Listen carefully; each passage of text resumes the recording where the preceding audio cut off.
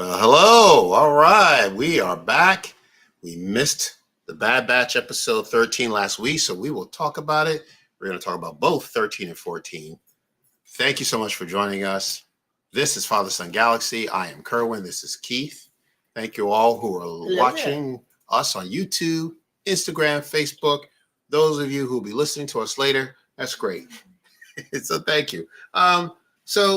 I thought, before we get into talking about the two episodes, I want to just step back and just see where we are right now, right? So we are one episode away from the finale, right? Correct. Episode 13. Let's start there. I always thought from the very beginning, when we first started seeing these episodes, that I didn't think the Batch was going to be able to find Omega until the end of the series, right? The end of the season. So they're going to be spinning their wheels, getting leads, and they're getting close, but not close enough to finding Tantiss, and they fail up until maybe the last 2 or 3 episodes, where they may finally be able to rescue Omega. Because that's an entertaining third season. Well, right. And you didn't like that idea. But look at where we are. I mean, we're pretty much there.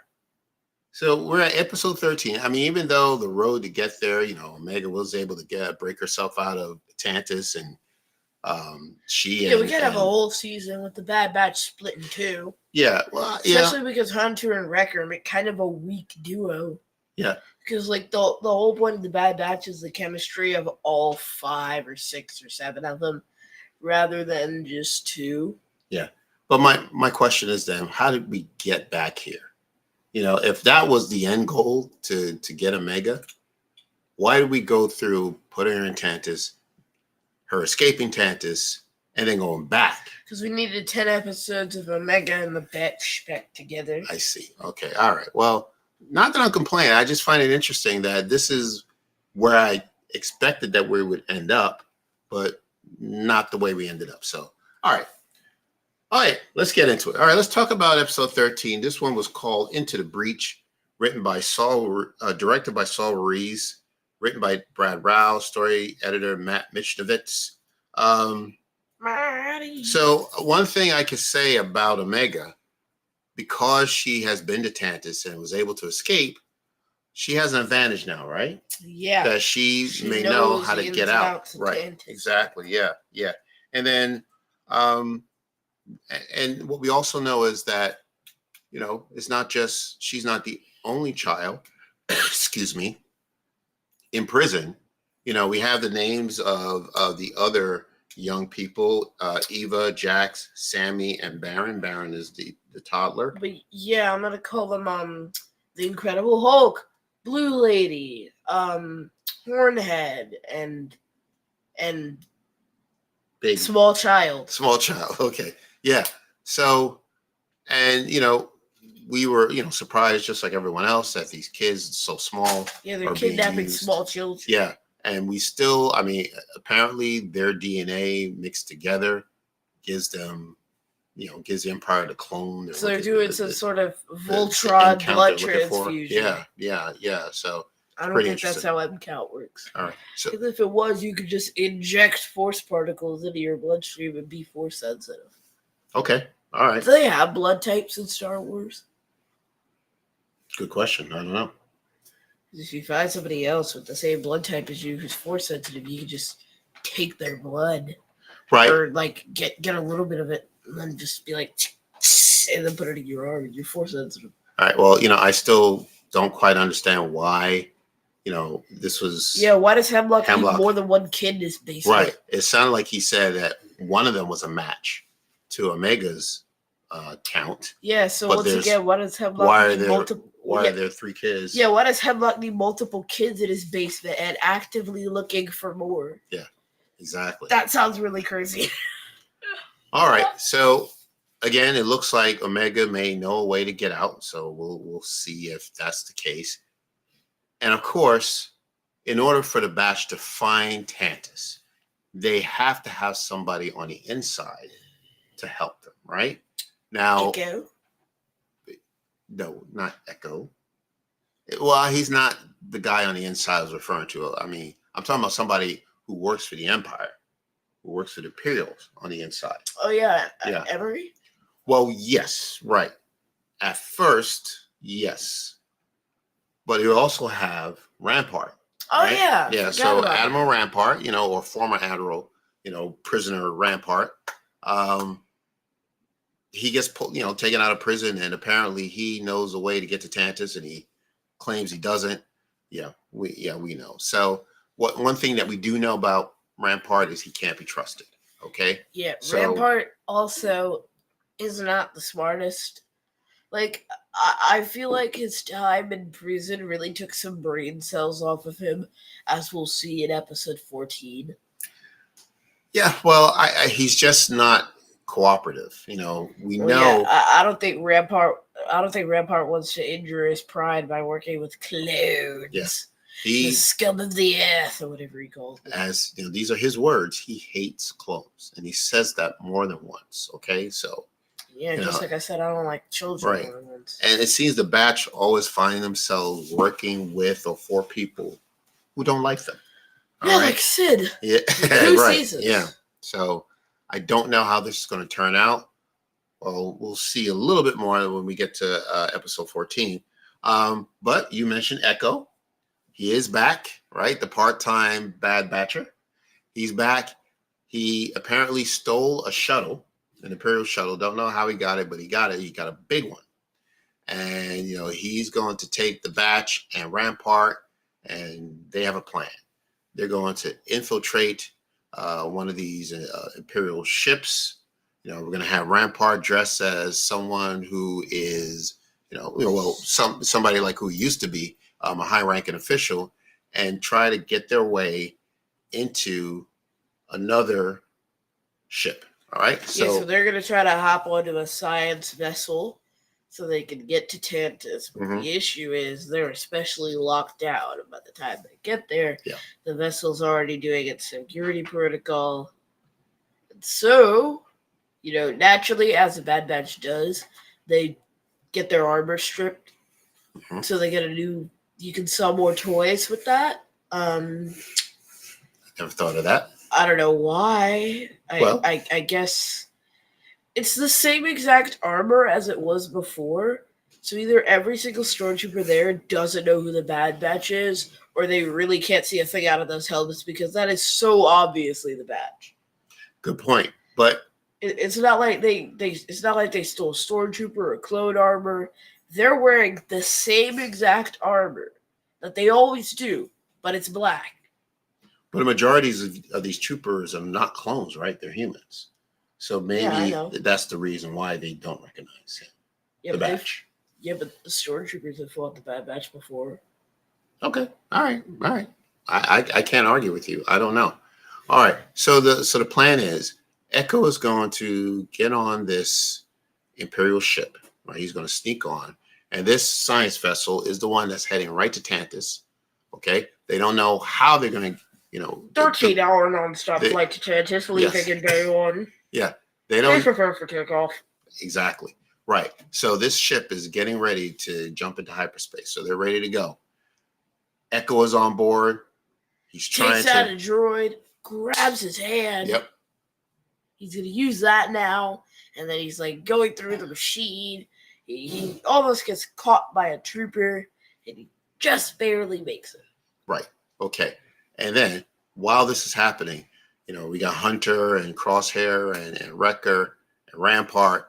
They're waiting for the signal, Echo, to give them the signal for them to speed up, get underneath that vessel, and just hitch a ride. Yeah.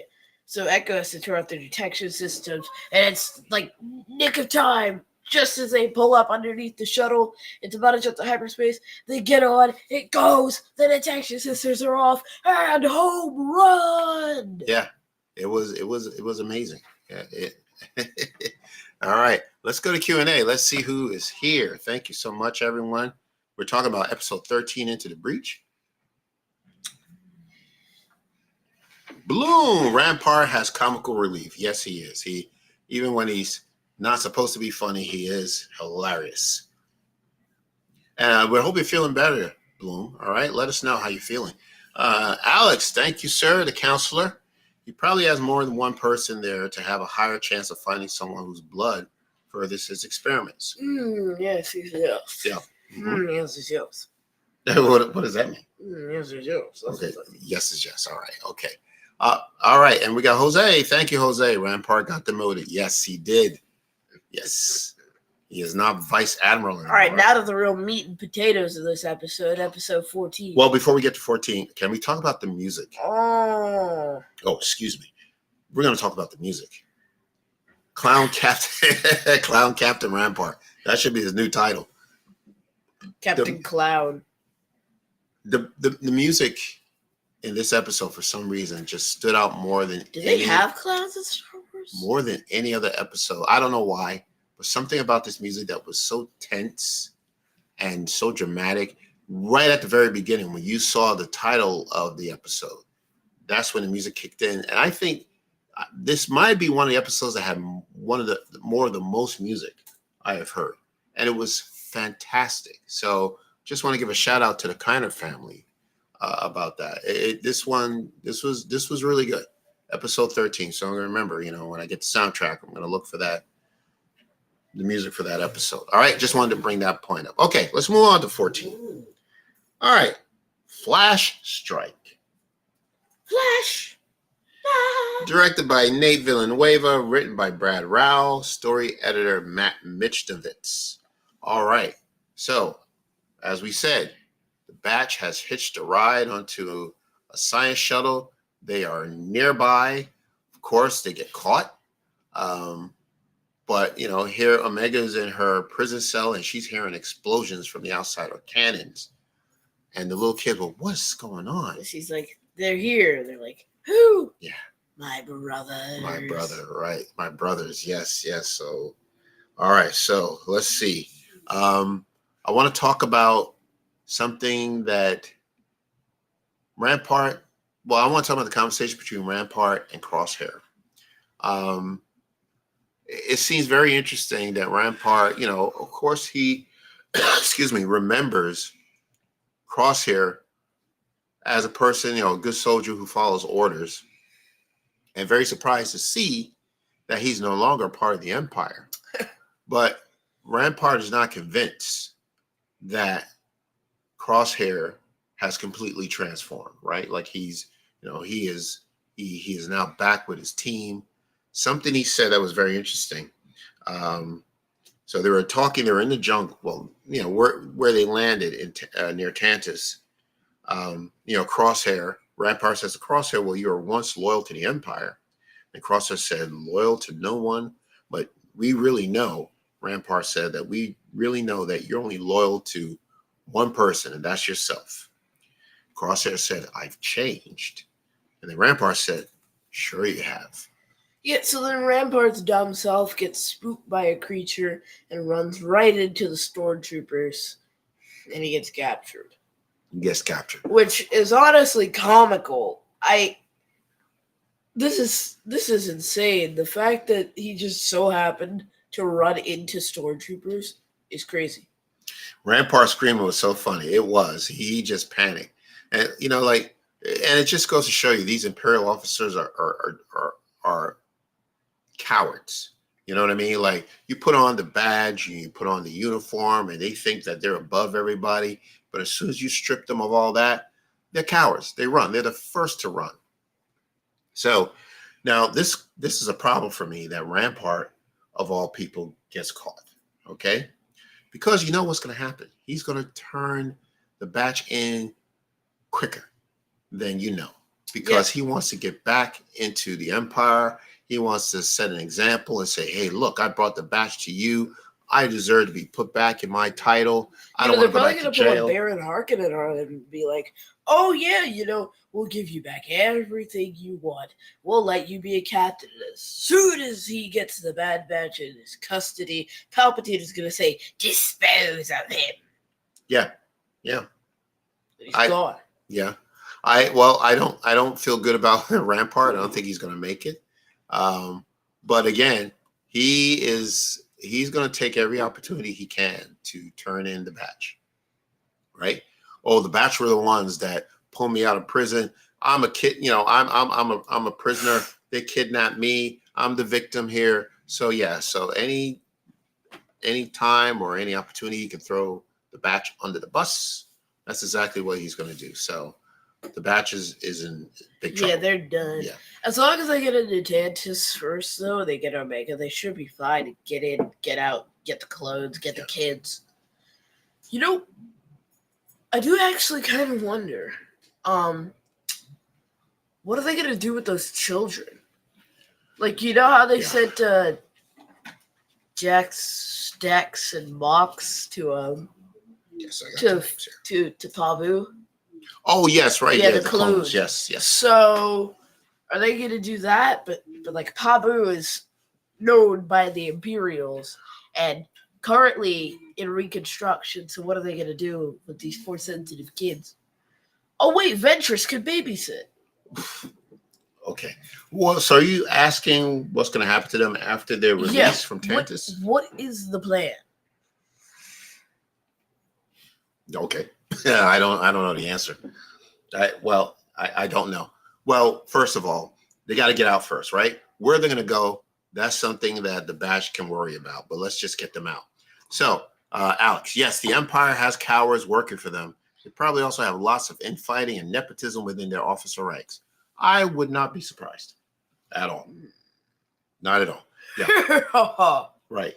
Yeah. So, are you done talking about the kids? Anything else you want to say? And speaking of these kids, you know how they're being treated. They're depressed. You know, it's that one episode where Omega was calling for a distraction, and one of those little kids said, "I'm hungry." Yes. And she said, "It will pass." Yeah. How evil. And and I'm like, it will pass. I'm hungry.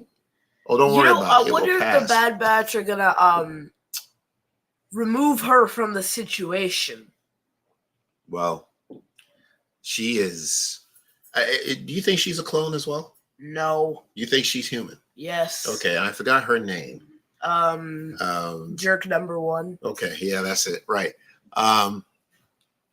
Yeah, I can't remember that other scientist's name, but she is the one that's giving Emery clapback. But Emery's the one that's in charge. She's in charge. She can just kick her off the floor, right. Tell her to hand in her data pad. Well, yeah, I think the two of them are going to duke it out. Well, anyway, so let's talk about where you want to go from. Okay, let's talk about Echo. Now, Echo, the sound reverberating off of a large empty gap back to the listener. That's the one. Also, Maya Lopez. Also a clone. Wow. Okay. Echo. Yes. Very good. Yes. There's multiple Echoes. Also, is there an Echo in here? Yes, there is. This Echo we're going to talk about. Remember that from episode 8? Yes, I do. Yeah, with the Martez sisters. Yeah. Is there an Echo in here? Here I am. What? Yeah, that was pretty funny. You had to see it. So Echo, very crafty. He knows his stuff. He's getting around. Remember when he stole that droid's hand? Yeah, that was interesting. And it's funny because look, I don't know about mechanics of using a hand. I was about to say that. Yeah, but you pick up somebody else's hand, you really need to figure out how to use that hand. You just can't immediately just pick it up and as somebody who knows a little bit about circuits, I find it almost impossible that these droids not only have hands that are that detachable, but happen to have the exact same socket that Echo has. Because that's like you tearing apart a car, and you just so happen to find that the battery has a USB-C charger in it, so you can supercharge your phone. Yeah. It's like they don't have that. So I don't understand how Echo was able to get in there and get it to work as a hand functionally. I always thought it was just going to be a dud. Yeah, I don't know. But I guess it's universal. Yeah. Yeah. That is like the only connection I've ever seen. Yeah, I guess the droids are like Legos. Snap together. Yeah, they snap together. So getting back to Echo, he's getting around and he's checking. He even got as far as knowing, I don't know if he knows exactly how many clones are there, but he did see some of the names of the clones, right? Of course, he saw Omega. And then he gets caught. Yeah. And Marie comes in. And this was a very interesting conversation. Well, no, not really, because Emery is not the type of person like she doesn't like small talk. She is very even keel. She doesn't yell. She doesn't scream. She shows very little emotion. Yeah, she also doesn't like small talk. So she doesn't seem to be all that invested in the conversation. Yeah. But what I thought was very interesting was she recognized Echo immediately. Which is strange because he's in trooper armor. The only thing you would have noticed is the hand, but you don't look at people's hands when you first meet them. Right. And it's, I'm not saying that, Echo may not have been the only clone that might have lost his hand during the Clone Wars. So how did she Wolf know? Lost an eye. So did Wrecker, apparently. Yeah, but so it was very risky of her to call out this clone's name. And it not be Echo. Imagine if that wasn't Echo? Yeah, Echo. And he takes his helmet off and it's just some random dude. Yeah. Like who? Who's Echo? Oh, never mind. And he's like, oh, right. Carry on. And then she throws him in carbonite. Oh, throws him in carbonite. Yeah. So anyway, so she recognized Echo. Echo took off his helmet, and he chewed her out and said, "You're a clone. What are you doing? Why are you doing this?" So it looks like Echo and Anne-Marie is going to work together because you know why? Somebody needs to tell someone else how to get to Tantiss. All right. And like I said, the Batch needs to know somebody from the inside who has that information. Anne-Marie must have it. In her position. Say, Tantiss is probably going to get bombed or have its location leaked. And I say that because it's not mentioned in New Hope, Return of the Jedi, Empire Strikes Back, or any of the other works of Star Wars. That's interesting. Yeah, which would make me think that it's either eradicated or useless to them, just like Hemlock's old base on that swamp planet. He seems to have a penchant for moving around, and they also have a Zillo Beast there, so maybe the Bad Batch are gonna.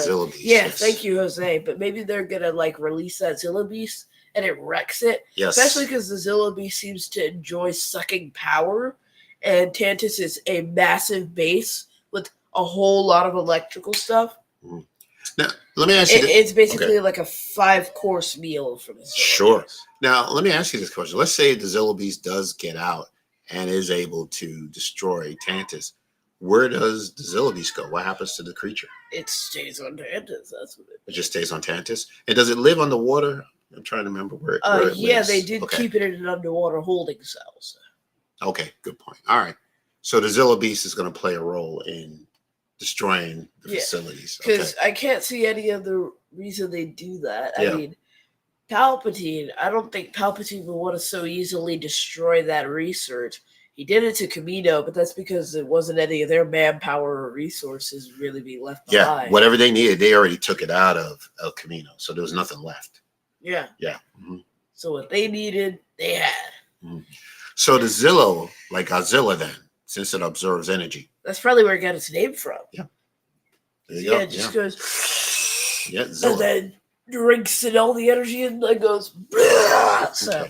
So we want to wrap up talking about 13 and 14 and maybe talk about what we think could happen in episode 15, the last episode. Actually, I have some so let me know if you have any more predictions. Let me know if you have any questions or comments or any predictions about what you think is going to happen in episode 15. But here we are. We're down to the final episode. All right. Now, here's a couple of things that I have written in my notes that I'm not saying it's going to happen, but I'm expecting. It'd be nice to see type of thing. I don't know if you want to call it a prediction, but let's talk about it. So first of all, at this point, how episode 14 ended, there is still a lot for the Batch to do. First of all, they need to notify, the title of the finale is called The Cavalry Has Arrived. Okay. Which makes me think maybe Rex and Posse are going to show up. And maybe Wolf as well, because we saw him earlier and he doesn't seem to be wanting to side with the Empire. Exactly. And we know, we talked about this before. Guarantee Rex and Wolf are going to make it out because we'll see them again in Star Wars Rebels. But in order for the cavalry to arrive, they need to know how to get to Tantiss. So, all right, we need to step it up. So Echo and Anne-Marie are going to be the ones, to me, to get that information or get that transmission out to people in the clones or the clone soldiers. Get it out to that community and say, hey, we need help. Bring whoever you got. Bring all your reinforcers. We're going to destroy this place right after we get out all the prisoners. When we get all the prisoners out, then bomb, bomb, bomb, bomb, bomb. Yeah. You know what would be awesome? Mm-hmm. An all-out warfare on Tantiss between the army of the clones and the army of stormtroopers. That would be awesome. While the Bad Batch are duking it out with Hemlock and crew inside of Tantiss, and the Zillo Beast is run loose. There's Force-sensitive kids. It's going to be chaos. Yeah. It's going to be great. Now, I know we're hyping this up. And I'm going to be screaming, one way out! But why not? Now, look. I like that idea of seeing the clones, battle their future. Like the people who are going to be replacing them. Yeah, the people who took everything. Yeah, exactly. Right. And, the clones got a bone to pick. You know what I mean? And this is the clone uprising that we've been looking for. I think it's going to happen. And there's clones on Tantiss. Maybe they'll uprise too. Yeah. Yeah. How about that? But again, we got to get the word out. So, but hey, that's just a theory. A film theory. That's right. Clone rebellion, Jose. Exactly. And cut. Yeah. And so my point is that, they still have a long way to go. So what that means is that the last episode has to be longer than a half hour. Yeah, so I'm thinking the first episode was an hour and 15 minutes. Yeah. So it's got to be at least that or an hour and a half. I just realized it feels like every season they give us more episodes because the first season was a 1-episode release, right? To start us off. No, it was 15 episodes. No, I mean, did it start off with a 2-parter? No, it was a long episode. Yeah. Mm-hmm. And then season 2, they gave us 2 episodes to start with. Yeah, now true. Season 3, they're giving us 3 episodes to start with. I get you. Okay. But they cut an episode off the end, which would make me think it'd be longer, like Rebels. Yes. Like, maybe they're doing this to reduce the wait time, because if it's 40 minutes, or even 50, 60, that more than makes up for the lost time. Mm-hmm. Yeah. Yeah. So this episode needs to be longer because there's a lot to do. So we talked about Rampart. We know that Rampart, as soon as he gets in front of, the tribunal or whoever it is, or, Tarkin, of course he's going to say, I was kidnapped, He's going to sell them out. He's going to sell them out. So we know that's going to happen. Omega, I also guarantee this, that Omega is going to make it out. And if she makes it out, so will the kids. Yeah. Do you agree? You know who else has to make it out? Hunter. Why? Because he's like the dad to Omega. True. So they can't take him out. And Wrecker, because he's too funny to die. Okay. All right. And he's also been injured already this season. So if he was going to die, he would have died on Pabu. All right. Now, you did this before. You mentioned Hunter. You mentioned Wrecker. You keep leaving out Crosshair. What's happening to Crosshair? I don't know. He can't shoot straight. Oh, wow. Really? So is he not worth anything? No, I'm not saying that. Okay. I'm just saying his chances of survival are drastically lower due to the fact that he cannot aim. Okay. All right. Speaking of Crosshair, this is one of the things that I have here written in my notes about episode 15. And I know it's very vague, but I'm going to say it, that Crosshair is going to surprise us one last time. What that means, I don't know. Yeah, I don't think he's going to die. Okay, but I'll say this. He's probably going to pull off some grand trick shot, like 10 out of 10 out of 10. Yeah. And then boom, boom, boom. Take down a whole army of stormtroopers. Yeah. Like, blow Tantiss up. Like, he did that trick where he placed mirrors down? And then he fired blaster bolts, and they just bump, volleyed around. Shade, yeah. And then headshot a commando droid. Yes. That was awesome. Do that again. That was awesome. Well, whatever it is, hopefully it's something heroic, or it could be something evil. But whatever he does, it's going to be very surprising. Okay? It's going to be big. That, and to me, with Crosshair, for what he's been through, not just this season, but the entire series, is whatever happens in episode 15 is going to set his legacy. So I think he's going to have a big time appearance in this episode. I don't know what's going to happen, but it's going to be Crosshair is going to do something that's going to surprise us all. All right. Well, I mean, what about Echo? Will he survive? He's probably going to run off with Rex or something and join his clone battalion or whatever they're doing. I don't know. I mean, but if he did, then why didn't we see him in Rebels? Oh, no. We didn't see Rex in Rebels. I'm sorry, not Rex. Echo. We didn't see Echo. Yeah, I said, why didn't we see him in Rebels? Why didn't we see him? Right. That's true. We did not. And I was going to say that. But that doesn't mean that he's not around. He could have retired. I mean, Kix is the last clone trooper by the time The Force Awakens, which could be a lie. I feel like that's going to get retconned, maybe, because that doesn't leave that much time. Okay. All right. I think he got thrown in cryo freeze or something. Who was this? Kix. Kix? Okay. Remember the 501st. Yes. Okay. All right. And once the cavalry does arrive and they're breaking out these prisoners, it's gonna feel like One Way Out, right? The Andor episode. I think you can't help not think about that episode if we see something similar with the clones breaking out of prison and they're grabbing weapons and they're taking out troopers and Imperial officers on the way out. So who knows? All right. Not sure if Echo will survive. You make a good point about how we don't see him in Rebels, but yeah, maybe he is retired or in hiding somewhere. Yeah, it's hard to know. So let me know what you think.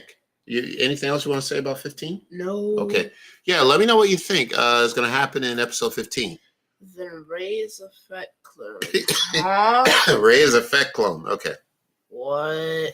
I'm predicting I'm going to be an emotional wreck. Yep, that's possible. Yeah, not just you, but all of us. I will mail you tissues then. Yeah, we don't know.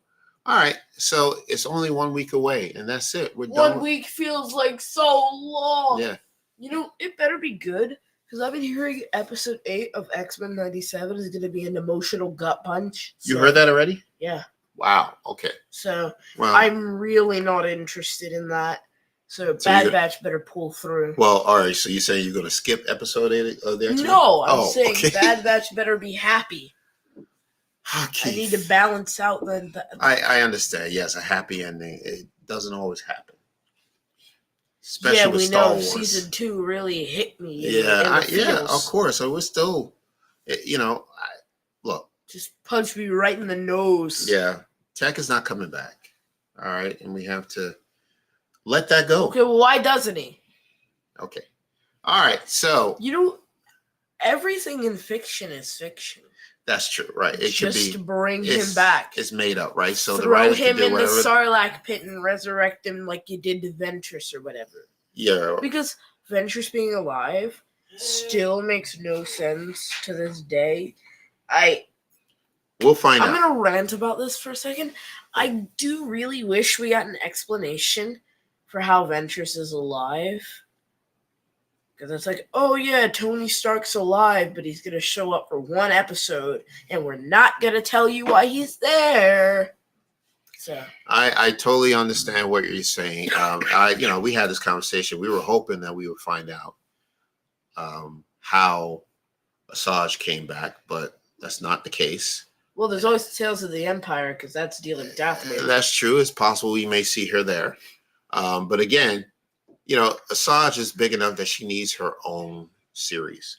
So I think they need to take the time to tell the story rather than just bring her in as a cameo. Look, I just want to know how she's alive. That's really it. Yeah, I get it. All right. I don't want to watch a whole show to figure out how they resurrected a character.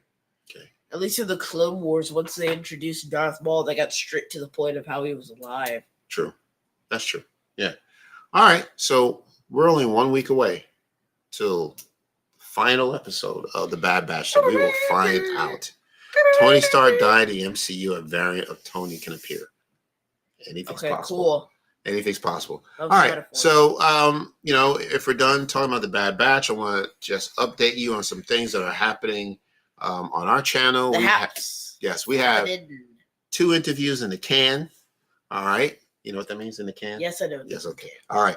So we can't wait to... You know what else should be in the can? What should be in the can? $20 bills. $20 bills? Yeah? Okay. All right. We'll see. All right. So in the can, we have 2 interviews. One with Silver, Star Wars Thrifting. If you don't know who she is, check her out. She is on Twitter and Instagram. She just finds these rare toys and gadgets of Star Wars. She's a big fan of the Phantom Menace. So we thought it'd been a great idea to bring her on and talk about her memories of seeing the film for the first time in honor of the movie's 25th anniversary that's coming up. Correct. All right. And then we also have the one and only Christina Ariel. All right. So first time that we have spoken to her, and we've been trying to put this together for a while, and we can't wait to share that with you as well. So those 2 episodes are coming. They should drop hopefully before May the 4th. It'd be nice. All right. So let's move on. Speaking of May the 4th, how you like that transition? So, all right. I got this. Okay. So here we go. What's going on May the 4th? So this year, May the 4th, the Star Wars fan community is set to unite for Podathon 2024, an event where all the proceeds go to Make-A-Wish. We have a day-long bunch of marathon of all your favorite Star Wars podcasters, such as Tarkin's Top Shelf, Dark Choco, Diane the Force, Proaxium, Relatable Nerds, Virtual Cantina Network, Thank the Maker Podcast, Full of Sith, Yum Nub, Around the Galaxy, and us, Fathers and Galaxy. So starting at 9 a.m. EST and continuing till late evening, Star Wars enthusiasts, celebrities, and content creators will join forces in a live stream extravaganza dedicated to raising funds for the Make-A-Wish Foundation. Throughout the day, viewers can tune in to enjoy content from a dozen of the most popular Star Wars fan creators while having the opportunity to contribute directly through the Podathon Make-A-Wish online platform at thepodathon.com.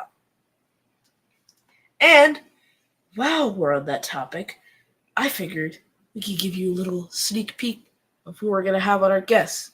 And no one can say it better than him. Okay. All right. Yeah. So let's set this up. But we are part of Podathon, and we have a guest lined up. Yeah. So.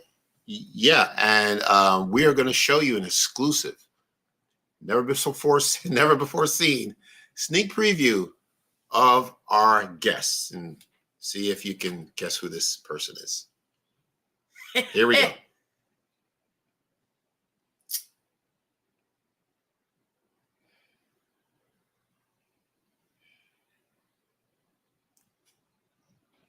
Okay.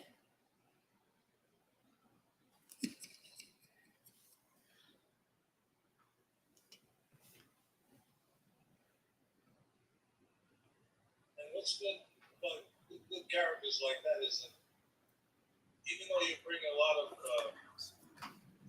certain vulnerability and certain charms, there was something dubious about the character, and that's always good when you're developing a character. You're never quite sure what that character is going to do, but always ends up having a heroic facade. I like heroes. Said by none there other you have than it, everyone. Julius himself. Yeah, we cannot believe it, but yes. So Father Son Galaxy will interview the one and only, the legend, Billy D. Williams, for Podathon 2024. So that's to tell you that this is very important to us. This Podathon, what it means as far as raising funds for children who are going through illness, right? So Make-A-Wish Foundation, we did this 2 years ago. Yeah. Last year there was a strike, so we were unable to contribute. Yeah. But we're asking, if you're listening, watching right now, If you have not donated to the Podathon, please do so. It's a very good cause. We're looking to raise more money than we did the last time. So if you have it in your heart, if you have it in your wallet, to please give to the Make-A-Wish Foundation, go to thepodathon.com and all the details will be there. And yes, once again, we will be interviewing this gentleman, Billy D. Williams. This is his book that came out back in February. I've talked about this book, What Have We Here? So we ask him questions about his upbringing, of course, Lando Calrissian, and some of his other famous roles. All right, so you don't want to miss that. So that is on May the 4th. All right, what else? Okay, so while we're talking about May the 4th, once again, there's going to be Fan Expo Philadelphia from Friday, May 3rd to Sunday, May 5th. Star Wars is going to have a heavy presence this year, ruling with an iron fist. And I'll let you read the guest list. Oh, okay, well, all right. On the spot. All right, so at Philadelphia Fan Expo this year, people or celebrities scheduled to appear are Hayden Christensen, Rosario Dawson, Natasha Lou Bordizzo, Iman Esfandi, Danny Trejo, Gina Carano, Alan Tudyk, Cameron Monaghan, Ashley Eckstein, D. Bradley Baker, Matt Lanter, James Arnold Taylor, Vanessa Marshall, Diana Lee Anasanto, Emily Swallow, and Dennis Lawson. All right. And we will have a panel on May 4th as well. We will be there live at the Philadelphia Fan Expo. If you're going to be there in person, we will be at the panel at 10:30 a.m. 45. 10:45? Yeah. 10:45. Not on the main stage this year. We're going to be in a theater, actually. 10:45 a.m. Okay. Yes, 10:45 a.m. Theater 4, level 1. Don't worry if you don't remember. We'll, announce it, as we get closer to the date. But that's where we're going to be.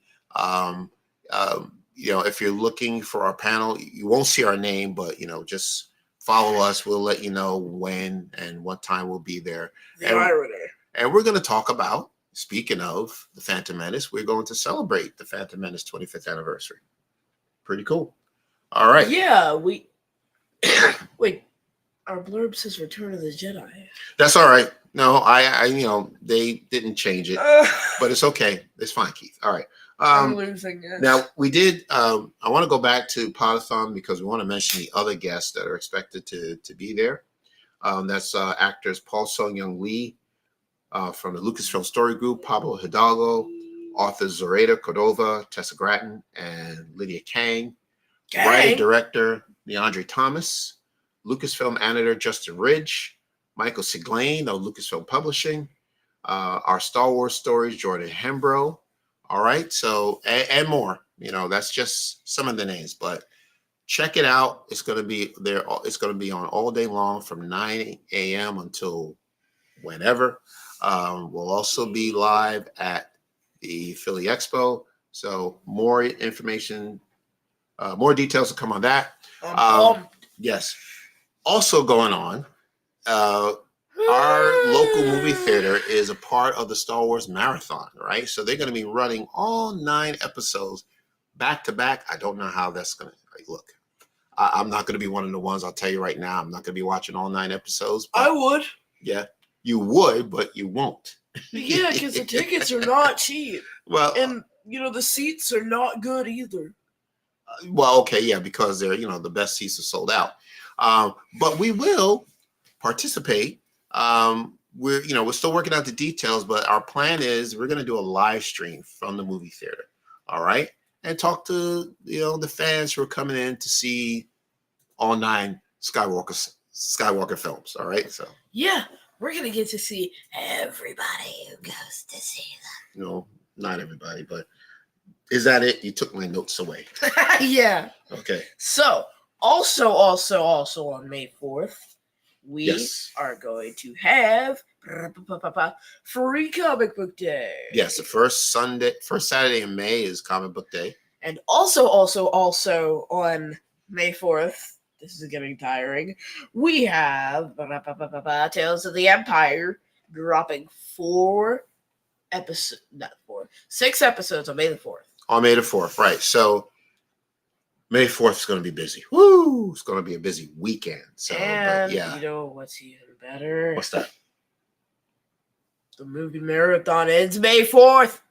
Exactly right. It starts right. I think I failed to mention that. But yeah, How we'll start is this happening? Friday, 8 p.m. and then run into sometime Saturday evening. Everything. Yeah. I think that's it, right? Yes. Okay. All right. If there's any final comments, we'll take those right now. Questions that you may have. I think I did see a question. We don't know exactly what time we'll be airing on the Podathon on Saturday. Details will come on that. All right. But we'll let you know. Keith, where can people find us? You can find us wherever you get your podcast, socials, Facebook, Twitter, and Instagram at Fathers and Galaxy, website fathersandgalaxy.com. Answer that question. Okay. What time will you both be on during Podathon? Yeah, I already answered the question. Yeah, you did? I did. Yeah. Yeah, we don't know. Yeah. Facebook, Twitter, and Instagram at Fathers and Galaxy, website fathersandgalaxy.com, merch store, fathersandgalaxy.myspreadshop.com. We have a Patreon page, patreon.com/fathersandgalaxy. Please What was donate. And we have merch. Yeah. We have merch. Oh, okay. We have merch. We do have merch. Yes. Absolutely. All right. So these are clothes that you can buy from us. Yes, right. And this is the best way to support us. And we talked about the plans that we have for Patreon. Won't go into that. Yes, thank you. It does sound like fun. And Lisa, thank you so much for joining us once again for another evening. This was wonderful. So we are scheduled to be back on Sunday. All right. We're going to talk about the new episode of X-Men. It is getting crazy. All right. In a good way. We can't wait to discuss. Okay. If there are no more, does that mean that there won't be a Sunday podcast on May the 5th? No, it does not actually. Well, I don't know. We're going to be I don't think so, Keith. Well, okay. If Keith says it's going to be a podcast on May the 5th, then I guess there will be a podcast on May the 5th. Whether I'm here or not, that's another question. My word. Wait, hold on. I got to think. We'll find out. My word is thunder. My speech is law. Okay, that's not how it goes. What? Are you doing Storm? What? No. Oh. Huh? Okay. All right. Thank you so much. It is awesome. We can't wait. Thank you to our patrons, Broaxium and Mary B, continuing to support us.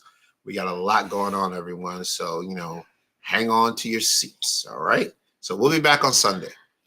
Until next time. Is that it? I just want to make sure. We check with the producer. All right, let's roll. Okay. Until next time. Take care. I will see you again. Ah.